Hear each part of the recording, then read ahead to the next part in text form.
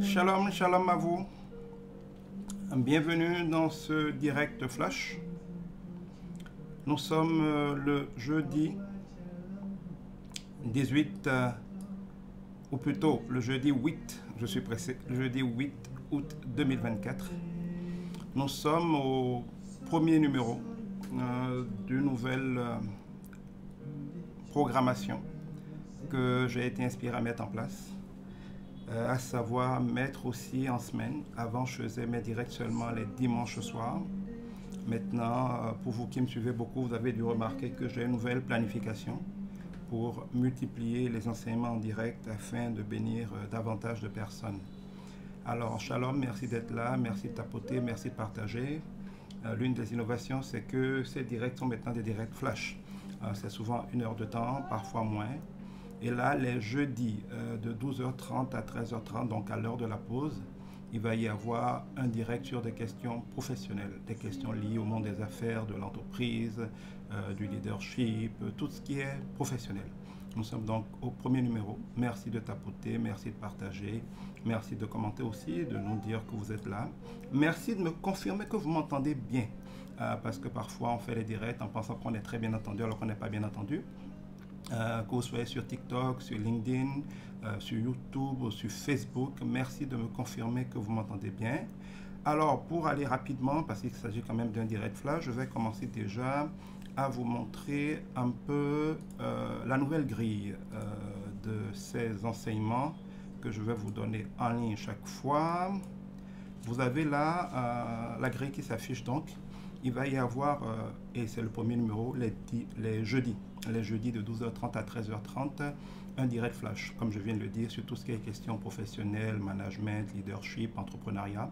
Ça va être désormais tous les jeudis 12h30 à 13h30. La semaine prochaine, étant donné que le jeudi sera le 15 août, probablement que je vais faire le direct plutôt mercredi, 12h30, 13h aussi. Donc ça va être la première activité de la nouvelle grille des programmes. Vous pouvez la flasher, ou vous pouvez la retrouver après sur, comment ça s'appelle, sur mon bio. Je vais essayer de vous afficher les références de mon bio. Vous permettra de pouvoir à tout moment retrouver tout ce qui a rapport à moi, la grille de mes activités, de quoi me joindre. Voilà, vous avez là mon bio qui s'affiche à l'écran. Pour ceux qui sont sur TikTok, c'est bit.ly/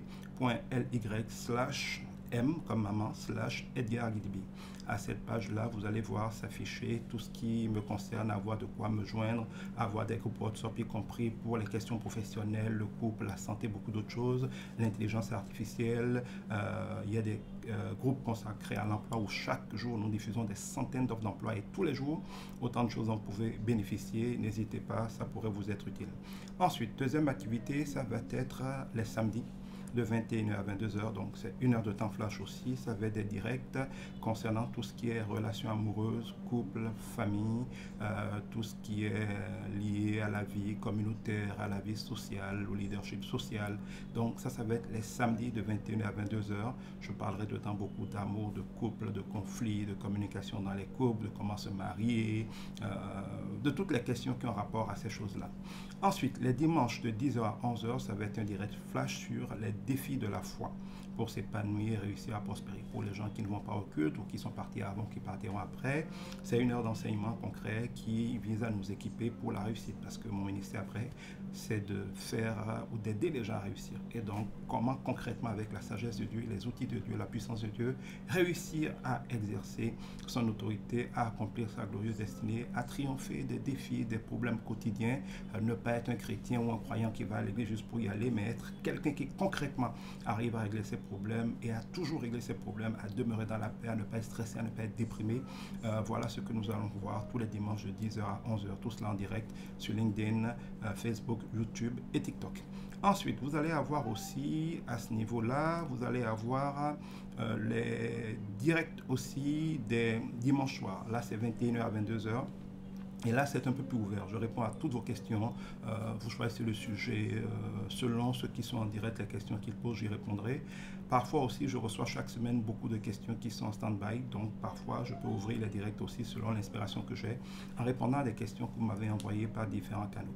Donc, ça, c'est les directs des dimanches 21h à 22h. Et enfin, il y a la chapelle des leaders. C'est une école de leadership. Être croyant, c'est pas juste aller quelque part faire culte, c'est exercer l'autorité de Dieu au quotidien, marcher sur les eaux de la vie, exercer notre contrôle sur les temps et les circonstances. Comment on apprend à faire ça? Comment on exerce le leadership? Parce qu'on est fort spirituellement, un leadership non pas méchant, mais un leadership d'amour. Comment dans tous les domaines de notre vie nous pouvons manifester la gloire à laquelle nous sommes appelés? Comment entendre la voix de Dieu, décoder des rêves? Comment exercer la pleine autorité, la puissance de Dieu dans la vie de tous les jours, avoir un impact sur soi-même, sur les siens, sur sa famille et sur le monde? C'est ce que nous apprendrons tous les premiers et troisièmes dimanches de chaque mois à la chapelle des leaders. Ça va être de 17h30 à 19h30, un premier et un troisième dimanche de chaque mois. Voilà donc pour la grille des programmes, vous l'avez. Rapidement, avant d'entrer dans le vif de ce sujet, vous avez là aussi une activité que nous organisons, mon épouse Hermione et moi, pour le 15 août. Vous savez, quand on est Savalois, on ne peut pas manquer le 15 août pour offrir aux gens d'Yampilé. Cette année, nous organisons dans un merveilleux jardin qui va être dans les environs de Cotonou, donc un lieu au bord de l'eau, un lieu paradisiaque. Nous allons avoir le brunch de l'entrepreneur, ça va être à partir de 11h30 et c'est de 11h30 jusqu'à, disons, 19h. Donc on va être là, on va prendre le petit déjeuner, on va avoir un buffet de déjeuner avec de l'Yampilé, avec différentes sauces, sauce d'arachide, sauce graine, beaucoup d'autres sauces. On va avoir le goûter, il va y avoir à boire, à manger. Et il va y avoir aussi des communications avec plusieurs entrepreneurs qui ont de l'expérience, qui ont réussi, pour que ceux qui sont là puissent recevoir, surtout par les temps qui courent. Vous savez, les entrepreneurs, il y en a beaucoup qui se suicident, il y en a beaucoup qui font des AVC. La vie n'est pas simple pour l'entrepreneur, n'est pas entrepreneur qui veut. Nous allons donc avoir une occasion de joindre l'utile à l'agréable dans un beau jardin, de bien manger et surtout d'être équipé. Et aussi de faire du réseautage, parce qu'un entrepreneur, c'est un homme de relations, c'est un homme de connexion. Les connexions qu'on a font toute la différence, l'expérience qu'on a fait toute la différence. Et lors de ce brunch-là, vous allez pouvoir profiter de l'expérience d'autres, avoir des contacts, avoir des partenaires, avoir des fournisseurs, avoir des financiers. Tout cela va se faire lors de ce brunch. Vous avez besoin des billets, c'est affiché. Vous pouvez appeler, pour ceux qui sont sur TikTok, vous appelez le 94 97 17 17, 94 97 17 17. Appelez ou envoyez un message WhatsApp pour récupérer votre passe. Il est de 15 000 francs par personne et c'est vraiment l'activité avec le buffet à manger, à boire de 11h jusqu'à 19h. Voilà un peu pour ce qui est des petites annonces pour vous aujourd'hui. Nous allons revenir rapidement dans le vif de notre sujet, comment gérer son patron. Alors la première chose que je peux vous dire, moi je suis formateur, ça va faire maintenant quoi, une bonne 25 ans à peu près que je suis formateur. On enseigne sur beaucoup de choses, mais c'est la première fois que j'enseigne sur ce sujet. Dans l'entreprise, dans les formations, on parle beaucoup aux patrons de comment coacher, motiver, mobiliser, utiliser leurs collaborateurs, mais on ne parle pas assez aux employés ou à ceux qui sont sous autorité.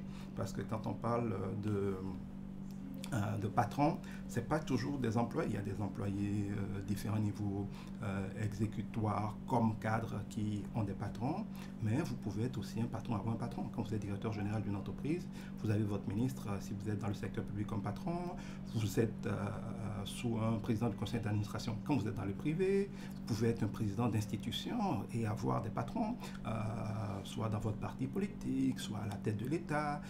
Quand vous êtes une épouse, vous êtes relativement sous l'autorité d'un patron qui est votre époux. Vous êtes un enfant, vous êtes sous l'autorité de votre patron. Bref, c'est pour vous dire que la question de gérer son patron pourrait être plus généralement la question de gérer les autorités sur lesquelles nous sommes. Donc, c'est une question importante, on n'en parle pas assez, mais c'est quelque chose qui doit se faire. On n'est pas censé être là simplement à les subir. Beaucoup de gens subissent, beaucoup de gens souffrent, beaucoup de gens sont frustrés sous le patron ou sous l'autorité en dessous de laquelle ils sont. Et ils font comme si c'était une fatalité. Ce n'est pas une fatalité. Il y a une manière de faire, de gérer, de se comporter pour influencer, manœuvrer, gérer son patron, son autorité, autant que lui nous gère. Parce que si vous ne le faites pas, j'aime toujours bien dire quels sont les enjeux. Si vous ne le faites pas, d'abord, c'est très désagréable. Vous êtes frustré, vous vous réveillez le matin, vous n'êtes pas content d'aller travailler parce que vous savez que vous allez passer encore une mauvaise journée. Ça va être des conflits, ça va être des frustrations et c'est pas agréable. Il y a le côté qui n'est pas agréable. Il y a le côté performant. Si vous êtes frustré, vous ne serez pas performant. Donc, vous n'allez pas pouvoir faire de grandes choses qui vont impacter. Vous n'allez pas pouvoir être fier de vous. Vous n'allez pas pouvoir vous sentir bien. Et attention, vous allez mourir à petit feu parce que nous savons tous aujourd'hui que la maladie, c'est ce que le mal dans votre cœur a dit au travers de votre corps. Eh bien, on meurt littéralement au sens propre du terme en se rendant malade. La plupart des maladies ont des causes psychosomatiques. C'est ce que Jésus appellerait les péchés en pensée. C'est pour ça qu'il pardonne toujours les péchés des gens avant de les guérir. Si vous avez un mal-être, si vous êtes frustré, si vous êtes déprimé, si vous vous sentez humilié, si vous êtes contrarié et que vous ne l'exprimez pas et vous ne le traitez pas comme il faut, cela va vous créer au sens littéral du terme des maladies. Il y a par exemple des gens qui vont avoir des conjonctivites tout le temps parce qu'ils sont confrontés à voir des situations qui sont fatigués de voir. Ils ne voudraient pas avoir à subir ça, mais ils le subissent. Le corps peut l'exprimer par une maladie, par exemple au niveau des yeux. Il y a des gens qui vont avoir des problèmes cardiaques. Il y a des gens qui vont avoir des diabètes simplement parce qu'ils se sentent mal aimés. Le diabète, c'est quoi? C'est quand vous n'avez plus de douceur, de joie de vivre. Comme il n'y a plus de douceur dans votre vie, votre être le plus profond, votre âme qui s'en rend compte, essaie artificiellement de mettre de la douceur, donc du sucre dans votre vie. Vous allez avoir une surproduction de sucre dans votre vie ou dans votre corps parce que le corps, de manière parfois maladroite, mais de manière intelligente, essaie de compenser le manque de douceur qu'il y a dans votre vie. Donc, vous allez devenir diabétique si vous ne savez pas gérer vos relations professionnelles. Et toutes les maladies, les cancers, les problèmes de, par exemple, quand les gens sont constipés, la constipation, c'est quand il y a des choses que vous ne digérez pas, une situation professionnelle que vous ne digérez pas, un affront que vous ne digérez pas, une humiliation que vous ne digérez pas, ça va créer des problèmes de digestion au sens physique, des problèmes de constipation au sens physique. Parce que, et c'est démontré par la science psychosomatique, la maladie, les Ivoiriens diront, blanc ne donne pas son nom cadeau, la maladie, c'est toujours ce que le mal dans votre cœur dit au travers de votre corps. C'est pour ça que pour traiter véritablement une maladie, on ne peut pas, comme le font les Occidentaux, heureusement les Africains et les Asiatiques sont beaucoup plus sages, on ne peut pas traiter juste les symptômes. Les symptômes, c'est la manifestation d'un problème. Ce n'est pas le problème. Vous avez mal à la tête, vous prenez tout le temps des Efferalgan, vous fuyez le problème, vous camouflez le problème. Il faut chercher qu'est-ce que les maux de tête révèlent. Quelqu'un qui a des migraines tout le temps, par exemple, c'est quelqu'un qui a des émotions refoulées, quelqu'un qui a des pics d'émotions. Et quand ça a tendance à se calmer, la tendance à la pression ou à la colère va baisser, il va y avoir un mécanisme qui produit, par exemple, des migraines. Donc, on ne peut pas passer son temps à prendre des médicaments, à prendre des calmants. Il faut, pour vivre heureux, pour éviter les maladies, discerner les causes émotionnelles et spirituelles spirituel des maladies et les traiter. Vous allez voir qu'aujourd'hui, les gens ont tendance à faire comme si toutes les maladies étaient chroniques. Toutes les maladies deviennent chroniques. Mais parce qu'on arrête de traiter les vraies causes. Si une maladie a une cause et que vous ne traitez pas la cause pour la guérir définitivement, et que vous prenez des médicaments juste pour maîtriser, pour calmer les symptômes, eh bien vous allez passer toute votre vie à essayer de calmer les symptômes, pendant que votre manière d'être dans votre cœur va tous les jours produire ce qui crée la colère. Par exemple, celui qui est ulcéreux est souvent quelqu'un de colérique. Pourquoi un enfant dit est synchromé? Quel est le rapport entre la colère et le ventre? C'est parce que nos parents ont bien discerné que celui qui se met en colère noue ses entrailles. Parce qu'il a noué ses entrailles, il va produire plus d'acide. Et ces acides-là vont créer de la corrosion, vont blesser, vont corrompre, vont irriter ses parois intestinales. L'ulcère est la maladie des gens colériques. C'est pas pour rien qu'on dit synchromé. Il y a un rapport. En français, on ne devrait pas d'apprendre colère le ventre, mais il y avait bien un rapport. Donc, celui qui est tout le temps en train de se mettre en colère va tout le temps être ulcéreux. On va le piquer, on va lui faire des infiltrations, il va souffrir, il va prendre des médicaments. Mais ça ne sert à rien de prendre des médicaments tout le temps. Traiter une crise par des médicaments, c'est bon. Mais il faut, au-delà de la crise, aller à la racine du mot, discerner pourquoi on a cet ulcère-là. Et quand on a trouvé la cause et qu'on la traite, elle est toujours émotionnelle, elle est toujours dans notre manière de penser. C'est pour ça que, par exemple, les catholiques parlent des péchés en pensée. On ne voit pas souvent nos péchés en pensée, on voit que les péchés en action, ou les péchés en omission. Mais il y a les péchés en pensée. Notre manière de penser, nos peurs, nos angoisses, nos frustrations, nos humiliations, nos contrariétés, c'est des péchés en pensée. Et comme le salaire du péché, c'est la mort, et que Dieu veille sur sa parole pour l'accomplir, quand vous péchez constamment dans votre manière de penser, de voir la vie, de vivre la vie, eh bien cela se manifeste par des maladies. Beaucoup de gens gaspillent énormément de temps à l'hôpital, se font torturer par la médecine pour rien, mettent leur argent dans les médicaments. Notez bien ceci, et je suis prêt à vous le démontrer. Je l'expérimente depuis 3-4 ans que Dieu m'a donné cette révélation-là. Toute maladie chronique veut dire un péché chronique. Toute maladie chronique veut dire un péché chronique, qui est souvent dans la manière de penser, qui est souvent un état d'esprit. Quand vous avez discerné le problème dans votre cœur, et que par la grâce de Dieu, vous l'avez traité, la maladie chronique disparaît. Je suis prêt, vous pouvez me contacter en privé. Je suis prêt à vous démontrer cela. Je vais vous afficher mes contacts au niveau de l'écran pour que vous puissiez les noter. Si vous avez un problème de santé qui persévère ou qui perdure, contactez-moi. Je vous dirai, sans que vous me racontiez votre vie, qu'est-ce qui se passe dans votre cœur, qu'est-ce qui est déréglé dans votre cœur. Et chaque fois que vous allez le régler, ça va se passer. J'ai fait il y a quelques mois une conférence dans une grande usine de notre pays. Il y avait une femme qui était épileptique. Dès qu'elle a dit l'épileptique, je lui ai dit ce qui se passe dans son cœur. Une grande blessure, une grande humiliation, une grande frustration qui périodiquement ressurgit. Elle s'est mise à pleurer, m'a raconté, je n'aurai pas le temps de raconter ça ici. Je lui ai dit quoi faire. On a guéri son cœur, on a prié pour elle. Elle a été guérie, plus jamais elle n'a fait d'épilepsie. Alors qu'elle avait des crises épileptiques depuis près de 10 ans. Donc, une maladie veut dire quelque chose au niveau spirituel. Je ferme donc cette parenthèse pour dire que gérer son patron, ce n'est pas donc une question de luxe, ce n'est pas pour être arrogant, c'est une nécessité vitale. Si vous devez être de ceux qui sont soumis à l'autorité de quelqu'un, et nous sommes tous soumis à l'autorité de quelqu'un, au minimum de Dieu, moi je suis soumis à l'autorité de Dieu, et même si vous êtes un patron, on dit que le client est roi, je ne suis plus trop d'accord avec ça, mais pris ensemble, vos clients sont une forme de roi. Vous avez vos clients comme autorité. Nous avons tous, dans un domaine ou dans un autre, une autorité sur laquelle nous sommes soumis. Et il est important de savoir que nous devons apprendre à gérer notre relation avec cette autorité, gérer cette autorité, si nous voulons nous épanouir, si nous voulons que les choses se passent bien. Ça, c'est la deuxième chose. La troisième chose que je voudrais vous dire à ce sujet, c'est qu'il faut savoir qu'il y a différents types de personnes. Chacun avec son état d'esprit, avec sa personnalité, avec sa manière de voir les choses, sa manière de faire, sa manière de réagir. Chacun avec des paradigmes, notre vie, notre histoire, notre éducation, parfois beaucoup de choses qui sont même parfois héritées, font de nous quelqu'un qui a ses particularités dans sa manière de voir les choses et de réagir. Nous n'avons pas un regard neutre sur la vie. Chacun de nous a ce qu'on appelle des paradigmes, c'est comme des filtres qui structurent notre manière de voir les choses. Et il y a des gens qui sont par exemple toujours pressés. Ils ont comme l'impression qu'il faut tout le temps aller vite, il faut aller vite, il faut aller vite. Ce qu'on appelle les petites voix intérieures du fait vite. Eh bien, si vous travaillez avec quelqu'un qui a cette obsession d'aller vite, ça implique certaines choses. Il y a d'autres personnes qui ont pour obsession d'être parfaits. Ils ont une éducation, une histoire qui fait qu'ils veulent être irréprochables, ils ne veulent jamais qu'on les critique, ils ne veulent pas être pris à défaut, ils veulent être irréprochables. C'est des gens qu'en général, dans leur vie, leurs parents ont poussé à être parfait. C'est l'enfant qui est tout le temps premier en classe, mais on peut le punir parce qu'il n'a pas une bonne moyenne, ou il a toujours été premier, le jour il devient deuxième, on l'a puni parce que vraiment, on veut qu'il soit l'homme irréprochable. C'est une forme d'orgueil quand on connaît les choses en Christ, mais il y a des gens qui vivent un peu avec ce traumatisme ou cette voix intérieure, ce programme qui, en toute chose, veut les rendre perfectionnistes. On peut aimer, on peut ne pas aimer, mais il y a des types de personnes comme ça. Il y a des gens qui ont été configurés pour, par exemple, vouloir être gentils.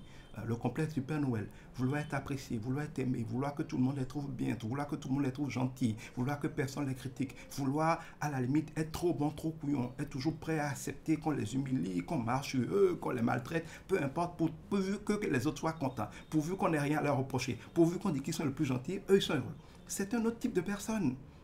Il y a des gens pour qui le plus important, c'est de ne jamais se faire avoir. Ils veulent toujours être celui qui gagne. Il ne veut pas que quelqu'un gagne sur lui. Il ne veut jamais perdre. Il ne connaît pas de notion de gagnant-gagnant. Pour lui, la vie est un rapport de force. Les plus forts gagnent, ils écrasent les autres. Il n'y a aucun autre paradigme. Vous devez savoir quel logiciel mental, quelle manière de voir les choses tourne dans l'esprit de ceux avec lesquels vous travaillez. Et c'est valable d'ailleurs, que ce soit votre conjoint, vos enfants, vos collègues ou des autorités établies sur vous. Quand vous avez du discernement de comment les gens fonctionnent, du leitmotiv des gens, des paradigmes, des schémas de pensée selon lesquels vos patrons fonctionnent, vous allez pouvoir les gérer. Parce que quand vous comprenez, c'est comme un logiciel. Quand vous savez comment fonctionne un logiciel, vous savez que quand vous appuyez tel bouton, ça va créer tel effet. Que si vous exercez telle commande, ça va créer tel résultat. Eh bien, c'est pareil au niveau des êtres humains. Parfois, vous vivez avec quelqu'un, 2 ans, 3 ans, 10 ans, vous le subissez. Chaque fois que quelque chose ne va pas bien, vous êtes frustré, il y a des crises, il y a des conflits. Mais certains ne prennent jamais la peine d'analyser calmement, de discerner qui est leur interlocuteur, comment il fonctionne. On dit en France souvent, c'est-à-dire que le fait de ne pas comprendre comment quelqu'un fonctionne, de ne pas savoir les paradigmes, de ne pas savoir les schémas de pensée, de ne pas connaître la personnalité de chacun ou de quelqu'un, ce qu'il aime, ce qu'il n'aime pas, ce qu'il ne faut surtout pas lui faire, et comment on peut l'amener à être bien disposé, le fait de ne pas discerner ces choses-là fait que vous pouvez tout le temps subir quelqu'un, trouver que voilà, il y a encore une crise, il m'a encore mal parlé, j'ai tout fait pour le satisfaire, il n'est pas content, mais en fait, c'est pas toujours qu'il est compliqué. C'est que vous n'avez pas pu comprendre encore comment il fonctionne. Quand vous savez comment quelqu'un fonctionne, il est facile pour vous de toujours avoir de bonnes relations avec lui. Il y a des gens qui veulent par exemple qu'on leur donne toujours raison. Quand vous savez que quelqu'un est du genre à vouloir toujours qu'on lui donne raison, il a ce schéma de pensée, il a peut-être un paradigme d'éducation qui fait que peut-être qu'il était enfant et puis bon, on l'a brimé. Et donc il a ce complexe de vouloir qu'à tout prix justice soit rendue. Il ne veut jamais qu'on dise qu'il a tort. Même quand il n'a pas raison, l'idée qu'il puisse avoir tort peut le déprimer, le faire exploser. Si vous avez discerné que c'est quelqu'un dont l'obsession c'est d'avoir toujours raison, vous devez dans vos relations avec lui ne jamais contrarier cela. Ça ne veut pas dire qu'il a toujours raison, mais ça veut dire que si vous voulez être en paix avec lui et que les choses, parce que quand vous perdez la paix, quand une crise naît, il n'y a plus d'objectivité, c'est comme de l'eau trouble, tout est possible dedans. Il vaut mieux parfois avoir des situations apaisées dans lesquelles on voit clair pour régler les choses. Donc si vous savez que quelqu'un est un obsédé d'avoir raison, même quand il n'a pas raison, n'allez jamais lui dire tu n'as pas raison, n'allez pas lui démontrer qu'il a tort. Faites preuve de sagesse, sachant comment il fonctionne, pour poser les problèmes, pour qu'il ne se sente jamais interpellé, pour qu'il ne se sente jamais agressé, qu'il ne se sente jamais jugé.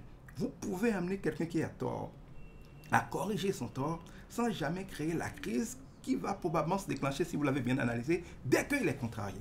Ça ne veut pas dire qu'il faut être hypocrite. Je ne parle pas d'hypocrisie. Je suis vraiment un adversaire de l'hypocrisie. Mais je parle de la sagesse. Je vous donne un exemple. Prenez dans la Bible, par exemple, le roi David. Quand il a pris la femme d'Uri, Bathsheba, il a fait tuer Uri à la guerre. Il pensait le cacher, mais rien n'est caché devant le Seigneur. Dieu le révèle au prophète Nathan et demande au prophète Nathan de l'interpeller. Alors, mais c'est un roi.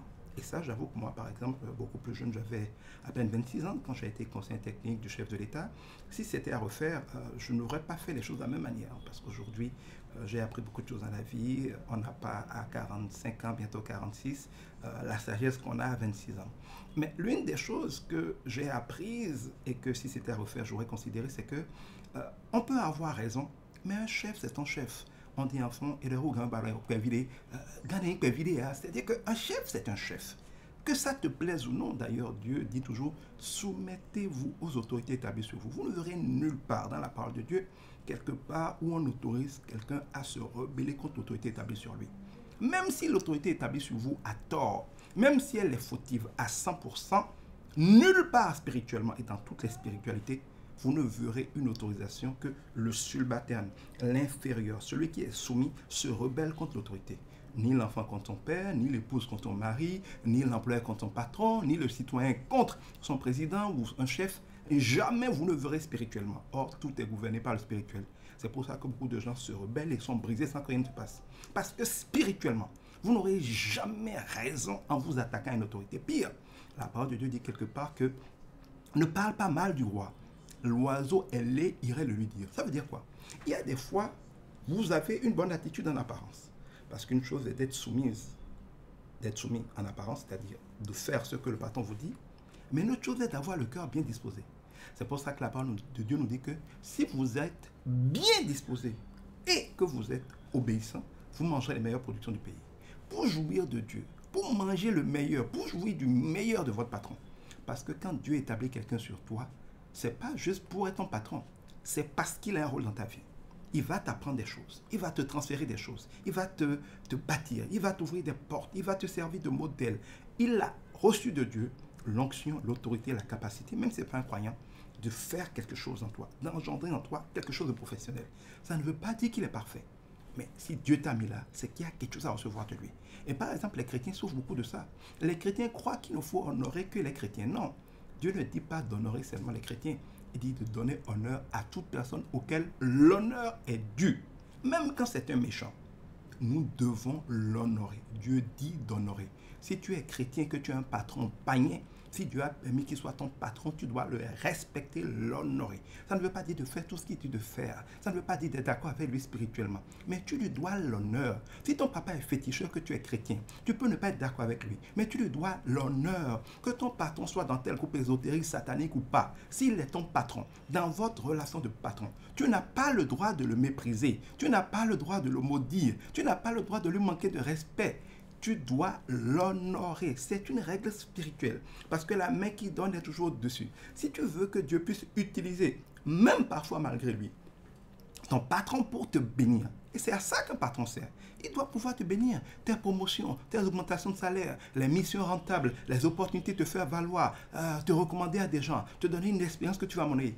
Si tu veux et tu as intérêt à le vouloir, que ton patron soit une bénédiction pour toi, tu dois te soumettre à lui tant que Dieu a permis qu'il soit ton patron.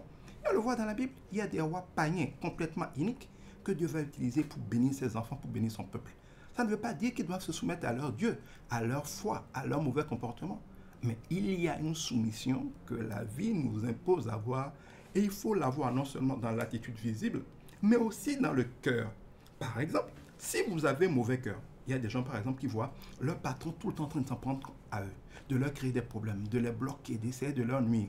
Ils disent mais je ne lui ai rien fait, mais c'est faux. Parce que d'un point de vue spirituel, vous n'avez peut-être rien fait physiquement contre votre patron. Mais si vous avez un cœur mal disposé contre lui, que quand vous entrez à la maison avec votre conjoint, vous le maudissez avec vos parents, vous le maudissez. Quand vous n'êtes pas devant lui avec vos collègues, vous vous moquez de lui, consort. Lui n'a peut-être pas entendu de ses oreilles. Mais dans le règne spirituel, il n'y a pas de secret. Il n'y a rien de caché qui n'est vocation à découvert. Si vous avez un mauvais cœur, un cœur mal disposé contre votre patron, eh bien, spirituellement, son esprit le sait. Et moi, je l'ai expérimenté avec beaucoup de collaborateurs jusqu'à ce que Dieu m'apprenne le principe. Quand un collaborateur a un mauvais cœur contre son patron, parfois, le patron même ne saura pas pourquoi. Mais le patron sera tout le temps en train de le brimer, de le bloquer. Même quand le patron a envie de lui faire, de le bénir, soit au dernier moment ça va lui passer, soit quelqu'un va refuser, soit quelque chose l'empêchera. Et l'inverse est vrai. Quand quelqu'un a un bon cœur envers son patron, envers son entreprise, il veut la bénir, il dit c'est mon patron, après tout c'est lui qui me nourrit, que Dieu le bénisse. Ah oui, il fait des erreurs, mais tous les hommes ont des erreurs, que Dieu l'aide. Après tout, ce n'est pas facile d'être un patron. Quand quelqu'un a un cœur bien disposé envers son patron, sans même que le patron ne le sache physiquement, le patron aura toujours de bonnes dispositions envers lui. Le patron sera toujours tenté de le bénir. Le patron va l'aimer sans raison. Les gens vont me mettre jaloux. Il n'y a pas de hasard. La vie n'a pas de hasard. Il n'y a pas de hasard en ce bas monde. Le hasard, c'est ce que croient les ignorants parce qu'ils ne discernent pas les liens de cause à effet. Si tu as le cœur bien disposé, la parole de Dieu dit, on te traitera comme tu traites. Aime et tu seras aimé. Sème et tu récolteras. Si tu as un amour sincère pour ton patron et pour ton entreprise, même s'ils ne le savent pas intellectuellement, spirituellement, ils vont être bien disposés envers toi. Et l'inverse est vrai. Donc il y a des gens qui sont tout le temps brimés, maltraités par leur entreprise. Ils disent on n'a rien fait, mais les gens sont tout le temps en train de maltraiter. Mais si spirituellement vous avez fait quelque chose, vous êtes mal disposé, vous avez un mauvais cœur. Dans votre cœur, vous maudissez le patron, vous maudissez l'entreprise. Même si lui n'en est pas conscient. C'est un principe spirituel, Dieu veut sa parole pour l'accomplir. Il va être mal disposé envers vous et ne sera pas une bénédiction pour vous. La Bible dit malheur à qui maudit un père. Quand tu maudis celui qui doit t'engendrer, qui doit engendrer ta bénédiction, tu maudis ta bénédiction, tu ne pourras pas l'avoir. Donc, savoir gérer ses patrons, même quand on n'est pas d'accord avec eux, c'est savoir aussi avoir un cœur bien disposé. Ça ne veut pas dire qu'ils sont parfaits, mais ça veut dire que si Dieu a permis, si la vie a permis que ce soit au-dessus de toi, tu dois le respecter, tu dois l'honorer, tu dois vouloir son bien, tu dois être humble par rapport à lui, tu dois être patient par rapport à lui. Si ça marche mal, parce que le cœur du roi, donc de l'autorité, est comme un courant d'eau qui est dans la main de Dieu, qui l'incline dans le cœur qu'il veut. Quand tu as un problème avec un patron, la solution ultime, ce n'est pas de l'affronter, ce n'est pas de te rebeller, ce n'est pas de le narguer, ce n'est pas de mal parler de lui, ce n'est pas de conspirer, ce n'est pas d'essayer de faire un coup d'état, c'est de t'adresser à Dieu. Certains me disent, oui, tout n'est pas à faire, Dieu ne descend pas pour agir. Oui, Dieu ne descend pas pour agir, mais Dieu est le maître des temps des circonstances. Si Dieu n'est pas avec toi, que tu te rebelles contre une autorité, il te brise et rien ne se passera, parce que c'est le pouvoir que Dieu a donné à l'autorité. Mais si, regardez l'histoire de David, comment David a pris le pouvoir? David était juste. David a béni Saül. David a béni le royaume. Mais méchamment, Saül le poursuivait à tort. David a eu des occasions de tuer ou au moins d'humilier Saül. Le Seigneur lui a donné la conviction que ne touche pas loin. Si tu touches loin, je ne serai plus avec toi. Et d'ailleurs, parce que David n'a jamais osé s'attaquer à Saül, quand lui, David est devenu roi, et que son propre fils s'est attaqué à lui, les autres se sont occupés de le tuer. Malgré David, le pouvoir lui est revenu. Parce qu'on te traitera toujours comme tu traites. Si tu n'as jamais attaqué, tu n'as jamais conspiré contre ton patron, Dieu ne permettra jamais quand tu deviendras patron, parce que ça t'arrivera, si c'est le plan de Dieu pour toi, que des gens t'attaquent à succès. Mais si pendant que toi tu es employé, c'est toi qui nuis à ton patron, c'est toi qui conspires, c'est toi qui essaies de le saboter, c'est ça qui essaie de lui faire du mal, eh bien, sache que de même, quand tu seras en situation d'autorité, les gens se rebelleront contre toi, les gens te saboteront, les gens te nuiront. Si en tant qu'employé, tu voles ton patron, tu détournes ses clients, va écrire, comme on dit, ce qu'on sème, on le récoltera. On va te faire la même chose avec que tu sois patron. Beaucoup de gens aujourd'hui souffrent le martyre dans la main de leurs collaborateurs, mais il n'y a pas d'injustice. Ils sont en train de récolter ce qu'ils ont fait aussi à leur patron quand ils étaient patrons. Et ce n'est pas seulement professionnellement. Si en tant qu'homme, par exemple, tu manques de respect, tu sabotes, tu refuses de te soumettre. Soumettre n'est pas seulement obéir. On peut obéir parce qu'on n'a pas le choix, mais ne pas avoir un cœur soumis. La bénédiction n'est pas seulement dans l'obéissance. L'obéissance, c'est le minimum, mais c'est dans le cœur soumis. Quasiment, le jour où tu estimes que tu en es au point où tu ne peux plus avoir un cœur bien disposé envers ton patron, il vaut mieux humblement dire, je préfère démissionner. Je vous aime, je vous respecte, mais il faut que je parte. Nos trajectoires ne sont plus compatibles, je sens qu'il faut aller faire autre chose. Mais ne reste pas là pour maudire là où tu es. Écoutez, tu ne peux pas être assis, par exemple, sur les branches d'un arbre et commencer à scier le tronc de l'arbre. Tu vas être le premier à tomber. Mais il y a des gens qui sont dans des entreprises, qui sont dans des organisations, qui sont dans des positions et qui s'attaquent au tronc auquel ils sont rattachés, comme s'ils pouvaient s'en sortir. Mais pendant que tu es en train de ne pas te soumettre à ton patron professionnellement, donc tu es en train d'être coupable de rébellion à l'autorité qui est établie sur toi. Tu rentres dans ta maison, ta femme ne se soumet pas à toi, tes enfants ne se soumettent pas à toi, ils te manquent de respect, ils te méprisent. Tu commences à créer au scandale. Il n'y a pas de scandale. La vie est juste, on te traite comme tu as traité. On te juge du jugement que tu as jugé. Qui périt, qui tue par l'épée, périra par l'épée. Quand tu manques de respect à l'autorité établie sur toi au bureau, tu crées une situation où il est spirituellement légitime que le diable, Dieu va devoir le laisser faire, fasse en sorte que ceux qui sont censés être sous ton autorité, soit tes employés dans ton champ, soit ton épouse, soit tes enfants, soit tes propres collaborateurs dans l'entreprise, te manquent de respect. Il y a des règles dans la vie. Les sages, c'est ceux qui, un peu, vous savez, c'est un peu comme au niveau matériel. On connaît la loi de la gravité, on connaît un certain nombre de lois. Et en conséquence, quand Shalom Didemi, je vais répondre à la question tout à l'heure. Quand, par exemple, dans la vie, on veut, je ne sais pas, on veut planter une graine. Il y a des règles par rapport à l'agriculture. Il y a un temps, il y a une manière de l'enfouir, il faut l'arroser, il faut éviter un certain nombre de choses. C'est pareil au niveau de la physique, c'est pareil au niveau de la médecine. Il y a des liens que vous avez faits. L'homme intelligent, l'homme sage, prend la peine d'apprendre, de connaître, de comprendre les règles qui s'appliquent dans le domaine et en tient compte pour agir s'il veut avoir un bon résultat. Sinon, on le prend pour un insensé. Si tu veux semer une graine, tu la sèmes au moment où il n'y a pas de pluie, alors que tu n'as pas de système d'irrigation, on t'appelle un idiot. Mais c'est pareil au niveau spirituel. Les règles physiques, tout le monde les voit. Mais les règles spirituelles sont aussi vraies. C'est pour ça qu'on appelle la parole de Dieu la loi. Même si vous ne le voyez pas parce que c'est invisible, les principes spirituels sont terribles. De la même manière qu'on ne peut rien faire, nul n'est censé ignorer la loi. Quand la loi est là, elle s'applique à toi, que tu en sois conscient ou pas. Mais c'est pareil au niveau spirituel. Les principes spirituels qui sont établis s'appliquent à toi, que tu en sois conscient ou pas. Et beaucoup de gens ont des problèmes dans leur santé, dans leur couple, dans leur prospérité, dans leur paix du cœur, dans leur joie, dans leur destinée. Regardez, aujourd'hui, on voit les jeunes mourir comme des mouches. Des jeunes qui n'ont même pas 30 ans mourir comme des mouches, 1, 2, 3 partout. C'est pas par hasard. La parole de Dieu, c'est pas l'objet de ce direct, mais l'explique. Quand on vit comme s'il n'y a plus de règles, on peut faire n'importe quoi, le monde a changé, on est libre, on peut être jeune, coucher avec ses grands-mamans, on ne respecte personne, on se met sous l'autorité de personne, on se met en même temps, tu viens d'entrer dans un secteur, tu deviens le principal concurrent de ton patron, ainsi de suite. Bon, il n'y a pas d'impunité spirituelle. Il y a des liens de cause à effet, il y a des lois. L'une des lois, c'est la loi de l'honneur. On doit honorer ceux qui ont autorité. C'est la seule manière d'être qualifié pour que la vie vous bénisse. La parole de Dieu nous dit que nous devons travailler pour nos patrons, comme pour Dieu. En fait, nous ne travaillons pas pour un patron. Nous ne travaillons pas pour un client. Nous travaillons pour Dieu. Le patron, c'est quelqu'un que Dieu a établi là, ponctuellement, pour être un coordonnateur, pour être un chef, pour être celui qui pourvoit, qui est celui qui ouvre les portes, pour être celui qui nous enseigne. Mais en dernier ressort, chacun de nous rendra compte à Dieu. Quand vous êtes quelque part, faites les choses comme de rendre compte à Dieu. Faites bien, soyez humble, travaillez bien, soyez intègre, soyez efficace. Tout patron, si vous êtes quelqu'un d'efficace, quelqu'un lui demande de faire telle chose, il a le résultat. Il le demande dans tel délai, il a dans tel délai. Mais votre patron va naturellement vous aimer. Il faut savoir aussi que tout patron est minimalement opportuniste. Il a des objectifs, il veut atteindre ses objectifs. Si vous êtes quelqu'un avec qui il atteint ses objectifs dans les délais, et surtout à des coûts raisonnables, qu'il vous aime pas, il est obligé de vous aimer. Il est obligé de vous ménager. Parce que vous êtes rentable pour lui. Est-ce qu'en tant que personne sous autorité, que vous soyez une épouse auprès de votre mari, que vous soyez le membre d'un parti politique avec son président, que vous soyez un ministre avec un chef de l'État, que vous soyez un collaborateur d'un simple directeur, que vous soyez directeur d'un directeur général, est-ce que vous vous demandez si vous lui êtes rentable?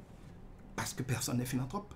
Même si vous êtes dans une entreprise où ce n'est pas votre chef qui vous a recruté, ce que votre chef pense de vous va déterminer le potentiel de réalisation, de bénédiction que vous allez avoir. Est-ce que quand vous vous réveillez, quand vous commencez à travailler, quand vous vivez, vous vous demandez est-ce que vous êtes rentable? Est-ce que vous êtes efficace? C'est-à-dire est-ce que vous lui permettez d'atteindre les objectifs pour lesquels vous avez été recruté? Est-ce que vous savez même pourquoi vous avez été recruté? Vous n'avez pas été recruté pour qu'il y ait quelqu'un. Vous n'avez pas été recruté pour être là. Vous avez été recruté parce qu'on s'attend à ce que vous fassiez quelque chose, que vous donniez un résultat. Il y a des gens qui sont commerciaux. Ils ne vendent jamais rien, ils sont toujours en train. Mais ils dorment tranquilles. Est-ce que vous pensez que ça va durer longtemps? Et pendant que vous n'apportez pas les résultats pour lesquels le patron vous paye, vous êtes surpris qu'il n'ait pas les moyens de vous payer. Vous ne comprenez pas qu'un employé aide à atteindre des résultats dont on partage une partie avec lui. Vous n'atteignez aucun résultat. Vous n'avez même pas conscience que vous êtes là pour atteindre des résultats. Vous ne vous cassez pas la tête pour savoir comment atteindre des résultats. Vous n'êtes pas obsédé par l'idée de créer des résultats. Vous ne priez pas pour avoir des résultats. Regardez Joseph. Joseph était esclave chez Potiphar, simple esclave. Mais sa seule présence était une bénédiction pour Potiphar. Tout ce que sa main touchait, parce que Joseph était avec son Dieu, que Dieu aimait Joseph, que Joseph était intègre et appliquait la sagesse juive de Dieu, tout ce qu'il a géré pour Potiphar prospérait tellement que Potiphar n'a pas arrêté de le bénir, de l'élever en dignité, en autorité, jusqu'à ce que finalement, par l'histoire que vous connaissez, Joseph se retrouve être numéro 2, donc premier ministre d'Égypte, qui n'est pas son pays. Mais c'est pareil, vous allez dans une entreprise, ah oui, je ne suis pas dans leur réseau, je ne connais personne, ça ne veut rien dire. On n'a pas besoin de connaître quelqu'un, personne ne connaît quelqu'un à la naissance. Et croyez-moi, les relations de vos parents ne sont pas vos relations. Ils vont vous traiter comme un petit garçon, ils vous ont vu grandir. Seules les relations que vous faites à votre génération, ou même si c'est des gens plus âgés que vous, les connexions que vous établissez vont vous bénir. Mais une connexion, c'est une relation gagnant-gagnant. Qu'est-ce que vous apportez aux autres pour s'attendre à ce qu'ils vous apportent quelque chose? Vous êtes un employé, est-ce que vous êtes rentable? Est-ce qu'on peut compter sur vous pour donner des résultats? Est-ce que vous apportez des solutions quand il y a des problèmes?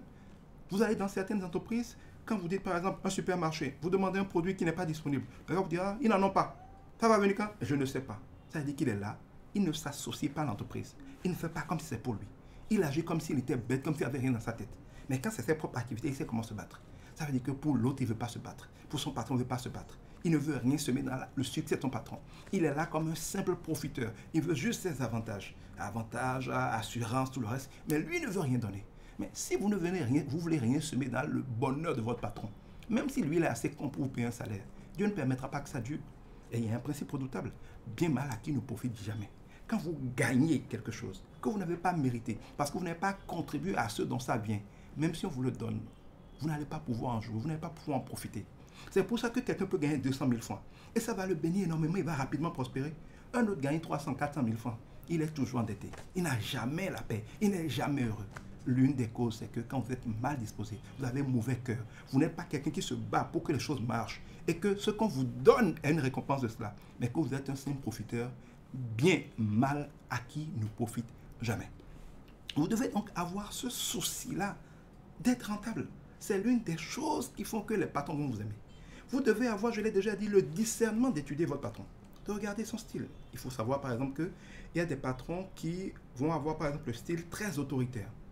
Il sait ce qu'il veut, il vous dit de le faire, il ne veut pas que vous réfléchissiez, il veut que vous fassiez les choses comme il a dit de les faire, quand il a dit de les faire, point final. Il veut que vous soyez un exécutant, point final.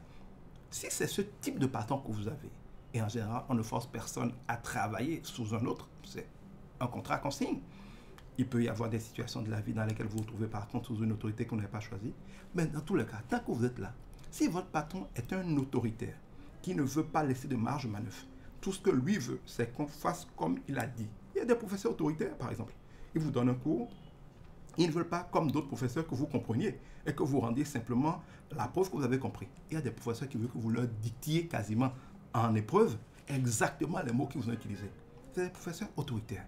Leur ego, peut-être leur configuration mentale fait qu'ils veulent qu'on fasse exactement et bêtement comme ils ont dit. À la limite, je dirais, si vous n'aimez pas ça, humblement, sans conflit, sans maudire personne, démissionnez. Mais si vous êtes là, que vous êtes d'accord pour prendre l'argent qu'il y a là, que vous dites je suis là, vous n'avez pas le choix. Si vous voulez être en paix, vous voulez vous porter bien, vous voulez vous épanouir, vous voulez progresser. Si votre patron veut qu'on fasse les choses bêtement comme il a dit, faites-les bêtement. Et quand par exemple vous avez une idée, vous pensez qu'on peut faire mieux, ne lui dites jamais on peut faire mieux. Il va se sentir humilié, il va se sentir contesté, il va vous voir comme rebelle. Il y a une manière d'amener un patron autoritaire à intégrer une nouvelle idée. Il faut par exemple lui poser un problème, fournir des pistes de solutions, faire le compte rendu de certaines situations, dire est-ce que par exemple on pourrait faire telle chose, qu'est-ce que vous pensez de telle chose. Donnez toujours, il y a ce type de patron bien que ils ont peur parfois aussi de collaborateurs qui brillent trop, de collaborateurs trop performants, qui vont leur faire ombrage. Donc quand vous avez un patron comme ça, il y a une manière de le manœuvrer, de le gérer, pour que même si vous devez apporter une solution, apporter une innovation, pour ne pas laisser les choses pourrir, ce qui est aussi le cœur d'un enfant de Dieu, demandez à Dieu la sagesse pour que vous puissiez travailler, servir, apporter des choses à un patron autoritaire sans qu'il ne sente son autorité contestée. Moi, je pense que les patrons autoritaires sont souvent des gens qui n'ont pas une grande confiance en eux et qui, en conséquence, n'ont pas confiance dans les autres parce qu'on aime toujours les autres comme on s'aime soi-même. Mais ils n'ont pas besoin de voir des gens libres prenant les initiatives. Ils ont besoin d'avoir l'impression qu'ils ont toujours le contrôle. Quand c'est comme ça, il y a une manière de travailler avec ce chef-là pour que son besoin de contrôle soit assumé. C'est des gens qui, quand vous donnent des instructions, faites ce qu'ils ont de faire. Rendez-leur compte que voilà, c'est fait, est-ce qu'ils sont d'accord. Si vous avez une autre idée, demandez-leur. Est-ce qu'on pourrait faire telle chose? Qu'est-ce que vous en pensez? S'il y a un imprévu qui fait que ce qu'ils ont demandé de faire ne peut pas marcher, rendez-leur compte et demandez-leur quoi faire, même si ce qu'il faut faire est évident. Évidemment, si vous avez remarqué qu'il aime ça, qu'il est autoritaire. Mais si c'est un patron qui n'aime pas ça, qui est plutôt le patron, par exemple, visionnaire, dit voilà l'objectif à atteindre, voilà les moyens dont vous disposez, voilà le temps dont vous disposez, faites comme vous voulez, mais ne franchissez pas telle limite. Si c'est ce type de patron que vous avez, et que vous venez lui dire, on nous a dit qu'il y a telle nouvelle situation, on fait quoi? Il pourrait soit s'énerver, voir que vous n'êtes pas performant, soit ne pas apprécier que vous ne soyez pas capable d'être autonome, créatif, indépendant pour régler des problèmes.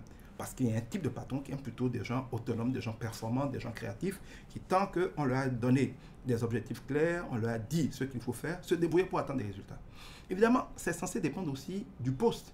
Quand quelqu'un, par exemple, un chef d'équipe, il gère des ouvriers, il est normal qu'ils soient un peu plus autoritaires. Mais si vous êtes, par exemple, un président qui gère des ministres, c'est pas normal que vous soyez un chef autoritaire. Vous devriez plutôt être un visionnaire qui établit la vision, un leader qui pousse les gens à travailler, qui leur donne les moyens de travailler, qui les incite à travailler, qui les fait rêver, mais qui laisse chaque ministre, par exemple, ou si vous êtes directeur général, qui laisse chaque directeur déployer la vision que vous avez fixée dans son domaine. Donc, Normalement, ça dépend aussi du niveau auquel on est. Il y a aussi des patrons qui seraient plus, par exemple, des patrons amis. Il y a des patrons, quand tu es avec lui, il veut que tous ses collaborateurs soient ses amis, c'est un peu le père avec ses enfants. Il n'est pas très concentré sur les résultats, pas sur la méthode, sur la rigueur. Lui se voit plus comme un père de famille qui crée l'ambiance. C'est lui qui s'assure que bon, personne n'est malade. Est-ce que tu as mangé aujourd'hui? C'est lui qui a pitié de ses collaborateurs. C'est lui qui, même quand un collaborateur ne donne aucun résultat, au lieu de se demander qu'est-ce qu'il faut encore là, pourquoi on ne l'a pas déjà viré, se demande, mais si on le chasse maintenant, il va aller où, il va faire quoi? Bon, ok, trouvez-lui quelque chose, bon, trouvez-lui un autre poste. Il y a des patrons comme ça. Si vous en avez, que vous êtes un fainéant, tant mieux pour vous. Mais ce genre de patron, c'est qu'ils vont être très exigeants sur votre engagement, je dirais, affectif. S'il sent que vous êtes un rebelle, vous ne le considérez pas comme un père, vous êtes trop professionnel, distant, vous êtes venu pour votre boulot, vous venez à l'heure, vous partez à l'heure, vous faites ce qu'on dit de faire, mais quand on dit il faut faire un anniversaire, peut-être le patron, ça c'est pas vous ça, il vous invite pour bavarder, c'est pas trop vous, il veut faire des causeries qui sortent du cadre professionnel, vous vous en mêlez pas trop, il veut s'intéresser à votre vie privée, vous êtes réticent, vous ne vous ouvrez pas. Ce type de patron, par exemple, vous pouvez être très performant, mais s'il est le patron qui aime être entouré comme des siens, de sa famille, de ses amis, et que vous venez avec une posture de professionnel fermé plutôt, je suis là pour mon travail, pour mes résultats, le reste, je m'en fous. Ce type de patron, il va être indisponible par vous, il ne va pas vous aimer. Il va peut-être avoir rien à vous reprocher parce que vous faites votre boulot. Soit il vous garde parce qu'il n'a pas trop le choix, il n'a pas mieux, mais il va vous mettre un peu comme en quarantaine. Quand il y a des grandes choses, des grandes opportunités, des grandes bénédictions, c'est pas à vous qui va penser. Ou s'il a une occasion, il va se débarrasser de vous. Évidemment, chacun n'est pas conscient de son profil. Lui-même ne saura peut-être pas pourquoi il ne vous aime pas, pourquoi alors que vous ne lui avez rien fait, vous chasse. Mais simplement, le type de patron qu'il est, si vous venez et vous avez ce style-là de gars borné, carré, vous ne pouvez pas fitter avec lui. Vous ne pouvez pas, comme on dit, vous synchroniser avec lui parce que votre style est incohérent avec qui lui il est. Il faut en tenir compte. Il y a par exemple d'autres personnes qui vont être un peu comme des chefs militaires, des patrons militaires, c'est-à-dire il y a une hiérarchie, exécution avant réclamation, c'est un peu le chef autocratique ou autoritaire. Il y a différents styles de chefs. L'employé doit savoir observer son patron. Qu'est-ce qui est important pour lui? C'est quoi ses objectifs? Si votre patron, par exemple, est obsédé par son image, la communication, tout ce qu'il fait, il veut qu'on sache qu'il a fait, il veut qu'on sache qu'il est en train de travailler, peut-être parce que c'est un homme politique, il veut que le président voit qu'il est en train de travailler. Et son obsession, c'est d'être vu. Vous devez intégrer ça pour que, quoi que vous fassiez, vous ne pensiez pas seulement à avoir des résultats, mais vous pensez à comment faire savoir qu'il y a des résultats. Parce que votre patron est obsédé par la visibilité. Et si vous êtes son collaborateur, c'est pour l'aider à atteindre ses objectifs. Parce qu'un collaborateur n'est pas là pour faire ce qu'il veut. Il est là pour aider le patron à faire ce qu'il veut. Il est là pour aider le patron à comprendre lui-même parfois, parce qu'on peut savoir ce qu'on veut comme résultat sans forcément discerner comment y arriver. Le patron va aimer les collaborateurs qui l'aident à structurer, surtout les patrons grands rêveurs, grands ambitieux, mais qui n'ont pas forcément la méthode. Ils vont apprécier qu'un collaborateur vienne les aider à structurer leurs rêves et le mettre sous forme opérationnelle, sans leur montrer qu'ils ne connaissent rien, que c'est lui qui a structuré. Les patrons aiment ce côté-là d'avoir des gens qui les rendent efficaces, qui les servent, sans jamais montrer qu'ils savent que c'est eux qui les servent. Les patrons n'aiment pas un collaborateur qui montre qu'il est efficace, qui sait qu'il est efficace, qui sait qu'il est indispensable. Ils aiment bien quelqu'un qui est très efficace, très utile, très disponible, qu'on peut appeler quand on veut qu'il est là. Il ne fait pas trop de rigueur sur le temps. Il ne dit pas je suis payé pour ça et pas pour ça. Le genre de collaborateur sur qui on peut compter. Loyal, intègre, fidèle, engagé, disponible, humble, même quand il n'est pas d'accord, il ne montre jamais à son patron que son avis compte. D'accord, si c'est ce que vous voulez, on va le faire, je m'excuse. On peut avoir raison, mais dire à son patron, ok, vous avez raison, je m'excuse, parce que c'est lui le patron. Et donc, c'est lui le patron. Et tant que tu es dans cette position, il est le patron. Même si tu veux l'amener à changer, c'est un peu comme la relation entre la femme et son mari. La femme sage, le féminisme détruit les femmes. La femme sage ne l'affronte jamais son mari. Aucune femme n'obtient rien durablement en affrontant son mari, à part de le pousser dans les bras d'une maîtresse. La femme sage exerce l'influence, manœuvre son mari avec douceur, avec charme, sachant ce qu'il aime, à quel moment il est vulnérable, à quel moment il est ouvert, va manœuvrer son mari pour conduire son mari là où elle veut. C'est pour ça qu'on dit ce que femme veut, Dieu le veut. Parce que les femmes sont comme Dieu, on ne les voit pas, mais c'est elles qui manœuvrent. Avec la sagesse, sans forcément chercher à s'afficher, à faire les malins. Elles savent, elles ont l'onction, elles ont les grâces, elles ont les charmes pour tirer les ficelles et pour mener leur époux là où elles veulent. Et elles disent à juste titre, les époux c'est exactement comme des bébés. Si tu sais ce qu'il veut, tu ne contestes jamais son autorité, tu lui reconnais sa place, tu ne lui manques pas de respect, mais tu montres que tu es bien disposé, soumise, il est ouvert, il va se laisser faire, et avec un peu de temps, un peu de sagesse et la grâce de Dieu, tu vas arriver à le mener là où tu veux, comme tu veux. C'est pareil pour un collaborateur. Et je donnais l'exemple tout à l'heure du roi David, par exemple. Il fallait bien que quelqu'un soit capable de lui dire, roi, tu as commis l'adultère et c'est mauvais. Mais on ne peut pas comme ça aller voir un roi, surtout dans un royaume, c'est pas un président, il a le pouvoir de vie et de mort sur vous. S'il dit que tuez-le, on te le tue immédiatement. Tu ne peux pas aller lui parler comme ça, juste sans lui balancer les choses. Il faut faire preuve d'une certaine sagesse. Déjà, quand vous voulez, par exemple, dire certaines choses à votre patron, ne le dites jamais dans une réunion. Il y a des choses que vous pouvez dire, c'est comme à votre épouse ou à votre époux, que vous pouvez dire à votre patron quand vous êtes seul à seul avec lui dans son bureau, qui passeront très bien. Mais que si vous dites dans une réunion, tout le monde est là, et vous faites une intervention, vous dites ça, ça va créer un problème. Pas à cause de ce que vous avez dit, mais parce que vous le dites dans un cadre où vous l'exposez. Et que si le patron n'est pas quelqu'un de très humble, ayant vraiment une certaine sagesse, une certaine humilité, il n'acceptera pas d'être confronté à ses limites, il n'acceptera pas qu'en public vous ayez démontré qu'il est tort. Par exemple, vous êtes dans une réunion, il y a vous, votre patron et ses patrons, votre patron dit quelque chose qui n'est pas exact, ce n'est pas à vous, en public, de corriger son erreur et de proposer mieux. Même si c'est fait avec toute l'élégance, votre patron ne peut pas apprécier d'avoir été ainsi exposé dans une réunion où il y avait ses propres patrons, bien ses collègues. La sagesse voudrait par exemple que vous alliez à votre patron, soit vous lui faites un bout de papier, soit vous allez à son oreille de souffler que telle chose, elle a oublié, il faut qu'il dise telle chose. Et lui, il est bien content de paraître le gars qui est bon. Le bon collaborateur est utile, indispensable, catalyseur, essentiel pour son patron, mais s'efface complètement pour donner toute la gloire à son patron. C'est ça l'humilité qui précède la gloire. Et Dieu nous dit, humiliez-vous sous la main puissante de Dieu, en attendant que lui-même vous élève au temps favorable. Les patrons vont élever, vont bénir, vont faire confiance. Le jour où ils doivent partir, vont donner leur place. Si par exemple vous avez un directeur, le jour où devient directeur général, si en tant que son collaborateur, son assistant, vous étiez le type de collaborateur que je dis, il va tout forcément vouloir que vous preniez sa place. Parce que vous lui avez été utile sans qu'à aucun moment il ne se sente menacé par vous. C'est aussi ça la sagesse de gérer. Et donc quand je reviens au roi David, qu'est-ce que Nathan fait? Nathan va voir le roi. Il dit, grand roi, je te sais très sage, je te sais avoir du bon jugement, je vais te présenter un cas pour que tu me dises quoi faire. Il dit oui, parfait. Il y a dans notre village ou il y a dans notre royaume quelqu'un qui a plein de brebis, il a tout ce qu'il veut comme animal, il peut en prendre ce qu'il veut pour faire ce qu'il veut. Parfait. À côté de lui, il y a un jeune paysan qui n'a rien, il a juste une seule brebis. Un étranger vient chez le grand roi, il est riche, et pour faire à manger à cet étranger-là, il laisse tout son troupeau énorme, de petits bétails comme de gros bétails, et il va prendre la seule brebis de ce pauvre paysan, c'est ça qu'il tue, qu'il fait à manger à son invité. Qu'est-ce que tu en penses? Naturellement, et c'est évident, David dit, quoi? Comment il a pu faire ça? Mais c'est scandaleux, c'est un grand péché. On doit prendre ce type-là, peut-être même le tuer, il va rendre plusieurs brebis. Il a dit son jugement, qui est un jugement naturellement très sévère contre cette attitude-là. Et Nathan va dire, grand roi, cette personne-là, c'est toi. Et à la limite, en général, parce que l'histoire biblique voulait nous révéler le principe, on voit David écouter la réponse de Nathan. Mais en réalité, je suis sûr que dès que la question a été posée, David a rendu le verdict dans son propre cœur. Le Saint-Esprit a dû lui dire, c'est toi. Hein?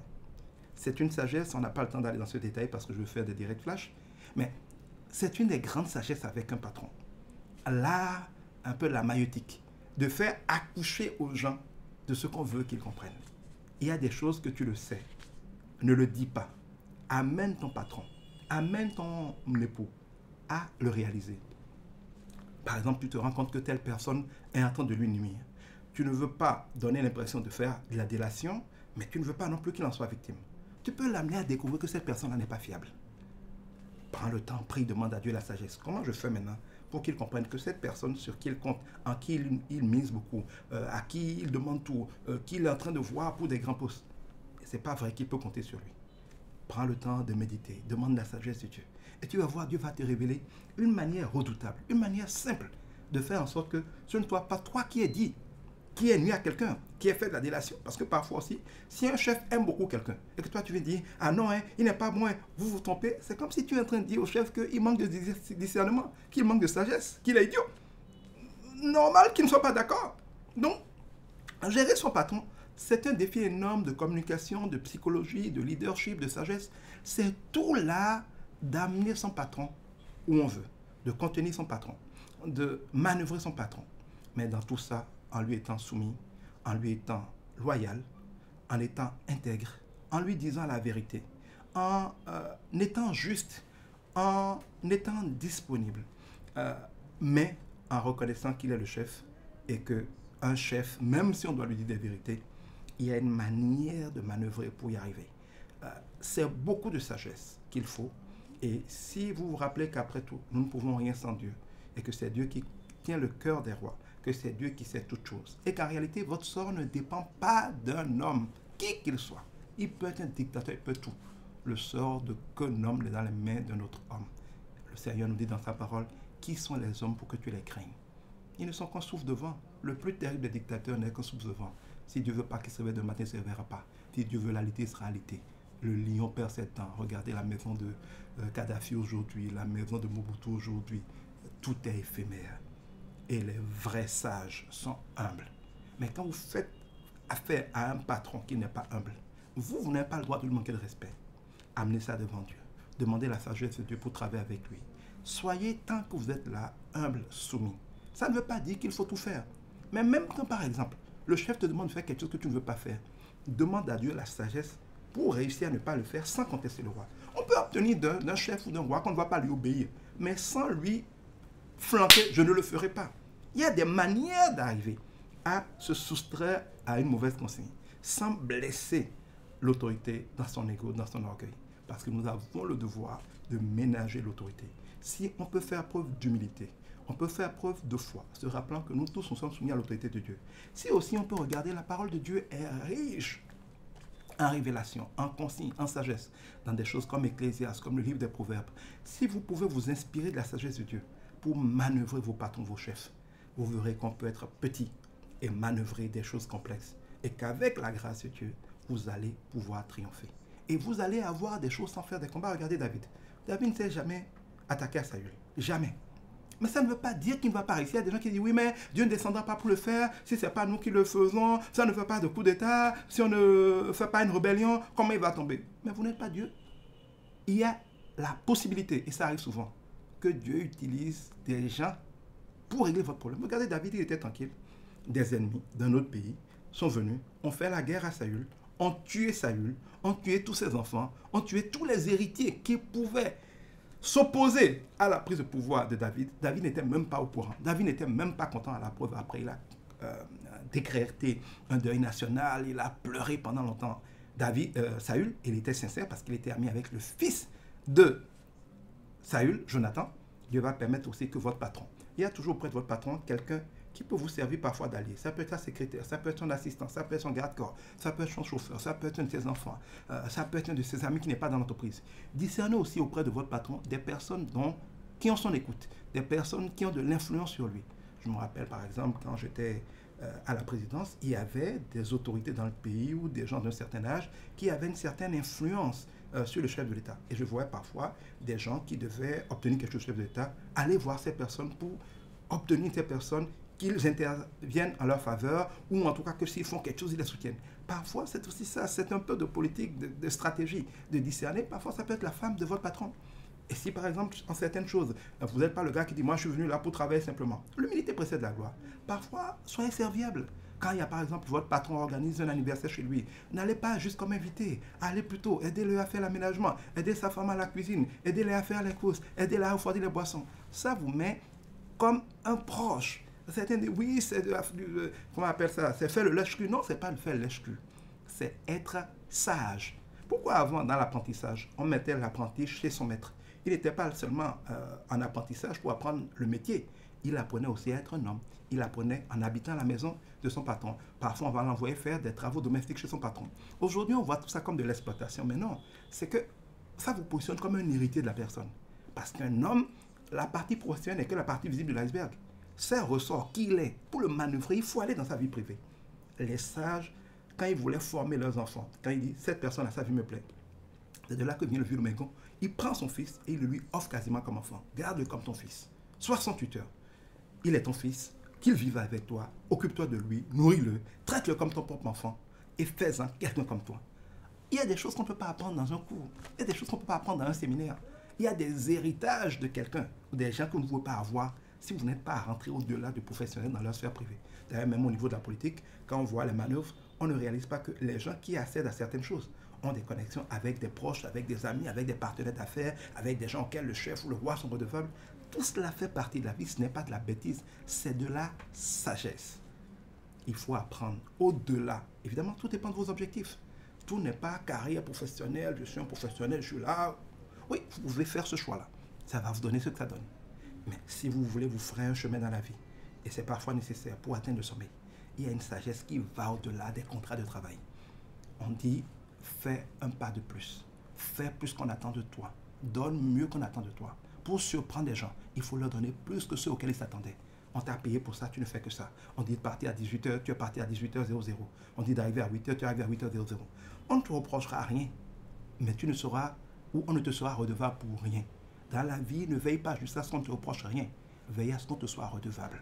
Sers à quelque chose. Donne au-delà de ce qu'il faut. Sois indispensable. Fais en sorte que le jour où quelqu'un dit il faut l'enlever, il dit mais s'il part là, je perds ci, je perds ça, je perds ci, je perds ça.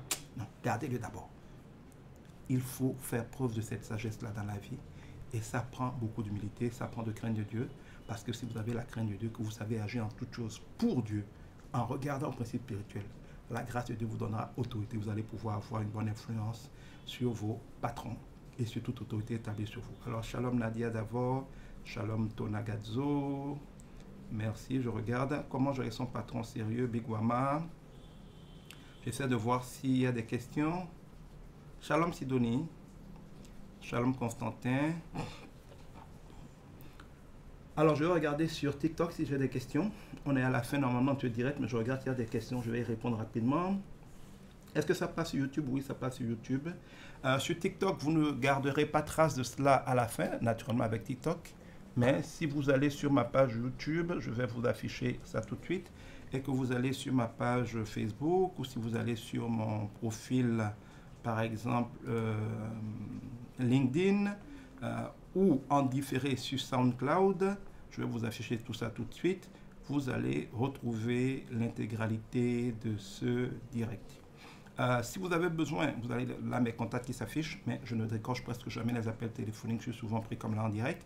Donc si vous devez m'écrire, écrivez-moi par WhatsApp, le 66 64 64 64 est l'idéal. Si vous avez besoin d'être aidé personnellement sur ces sujets, qu'on fasse une intervention, une conférence, une formation pour vous dans votre entreprise, et j'en fais beaucoup même gratuitement, n'hésitez pas à me contacter. Merci à vous aussi qui, voyant tout ce que nous faisons, nous soutient. J'ai une fondation, la fondation Edgar Guidibi, beaucoup d'entre vous nous soutenez, certains même de l'extérieur, c'est pour ça qu'on a maintenant le compte PayPal, nous bénissent de leurs dîmes, de leurs offrandes et de tout ce que vous voulez. Merci à vous, parce que le Seigneur nous demande de servir les autres gratuitement. Mais nous vivons par la foi et heureusement, il y a de plus en plus de gens qui sont bénis par notre ministère et que Dieu utilise aussi pour nous bénir par différentes contributions. Merci à vous tous. Vous avez qui s'affiche là pour vous qui en avez besoin, de quoi nous joindre et aussi pour ceux d'entre vous qui en ont besoin, de quoi pouvoir nous soutenir par vos différentes offrandes. Voilà, si vous êtes sur Facebook, YouTube, LinkedIn, vous connaissez déjà le profil. Tous mes directs passent par là. Je vous affiche pendant que je regarde les questions qui sont en instance sur TikTok. Je vais regarder, je vous affiche aussi rapidement la grille de mes activités hebdomadaires parce que maintenant il y a une grille où toutes les semaines il y a un certain nombre de séminaires ou de webinaires comme celui-ci en flash qu'on va faire régulièrement. Vous pouvez regarder. Alors, la montagne, oui, ce direct, ne t'inquiète pas, sur YouTube, Facebook, LinkedIn et SoundCloud. Donc, vous pouvez les retrouver. J'essaie de regarder. Oui, la montagne, malheureusement, les jeunes sont ailleurs. J'espère qu'ils vont voir après. Y a-t-il une différence entre obéir et honorer? Oui, obéir, c'est faire ce qu'on vous demande de faire, comme on vous demande de le faire.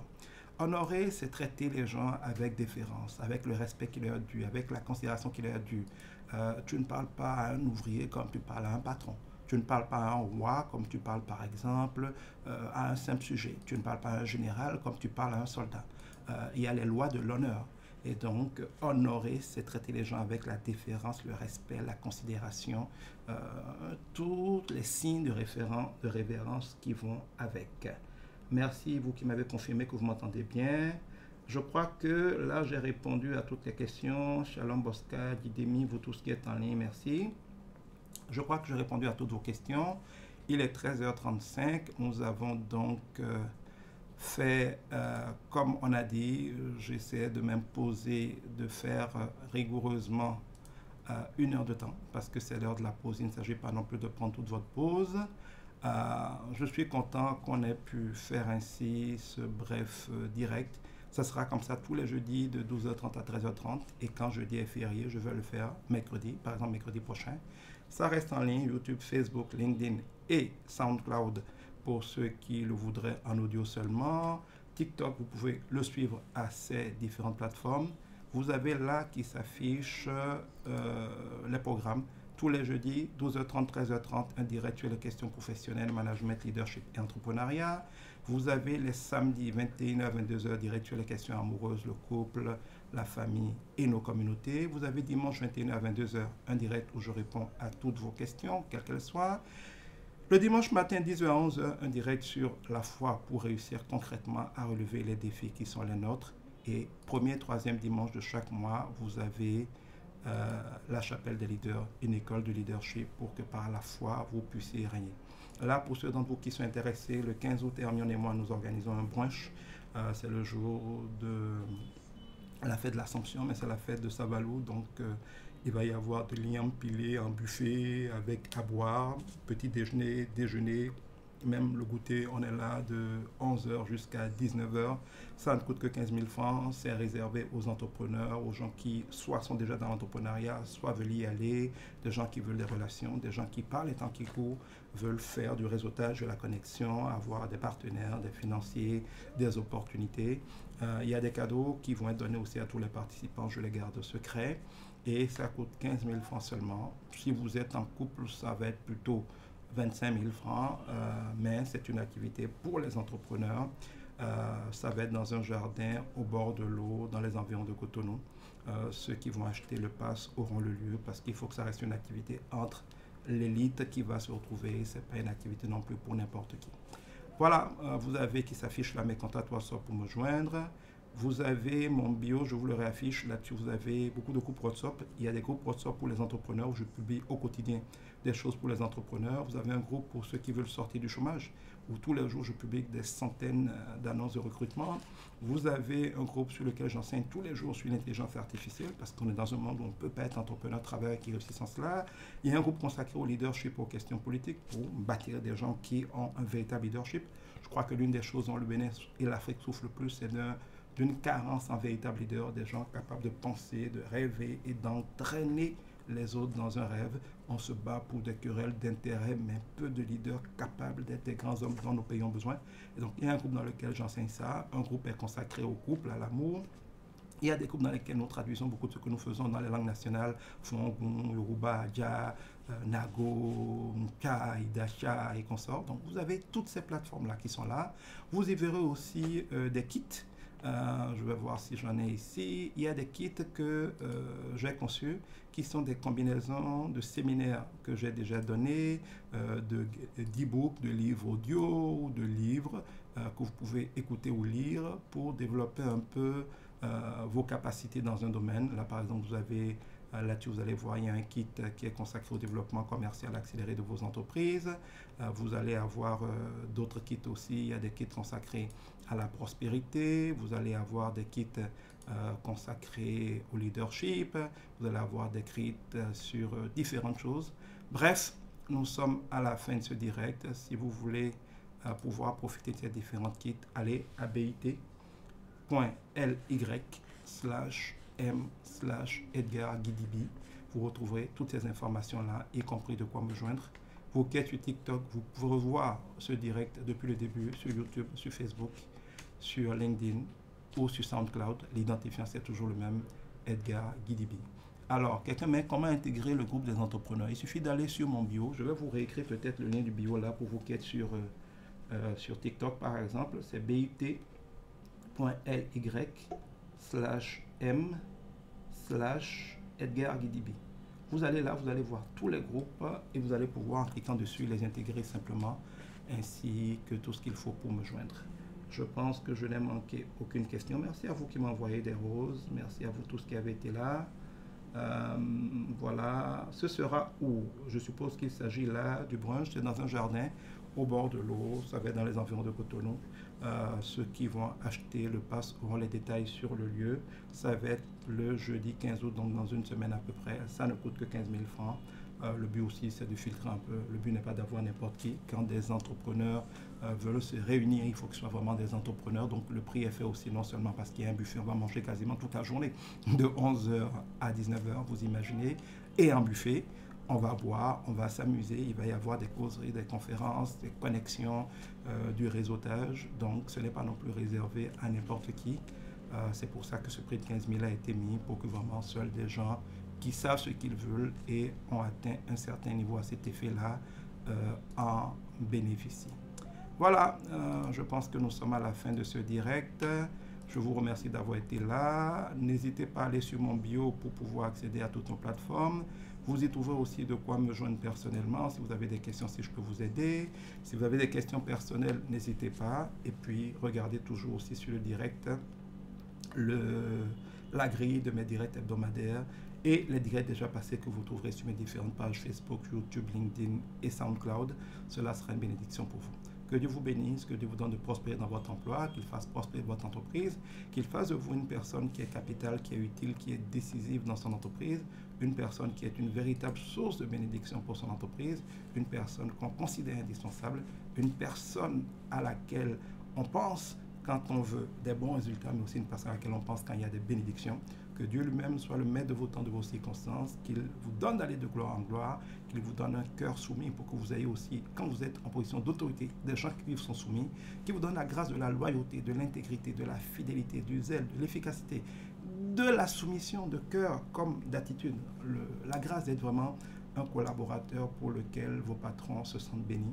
Et comme Dieu le dit, il dit, occupez-vous des affaires de votre maître, occupez-vous bien des affaires de votre maître, et le moment venu, Dieu vous donnera vos propres affaires. Il dit, semez, vous récolterez. Si vous voulez être un patron béni, un patron à la tête d'une armée qui lui obéit, qui fait de grandes choses avec lui, semez le fait d'être aujourd'hui un tel employé. Ne soyez pas de ces employés malhonnêtes qui maudissent tout le temps leur patron, le trompent, le volent, parce que bien mal à qui ne profite jamais. Ce qui n'est pas à vous que vous prenez se retournera contre vous. Ce que vous faites aujourd'hui, on vous le fera. Si vous méprisez ceux qui vous bénissent, la parole de Dieu dit que la malédiction ne s'éloignera jamais de la maison de celui qui rend le mal pour le bien. Et je le dis, quand vous n'êtes pas content d'être quelque part, démissionnez. Ne soyez pas là en étant une source de malédiction. Ne soyez pas là en étant une source de problème. Ne soyez pas là en maudissant. Même si dans votre cœur, simplement, vous maudissez l'autorité sous laquelle vous êtes, Dieu va avoir tendance à faire en sorte que le discernant ou non spirituellement, il devienne une autorité qui va être un problème pour vous. Voilà, nous sommes à la fin de ce direct. N'oubliez pas de partager. Merci d'aimer, merci de partager, merci de suivre nos activités. J'espère que cela a été une bénédiction pour vous. Dites-le moi en commentaire. Que Dieu vous bénisse et à très très bientôt.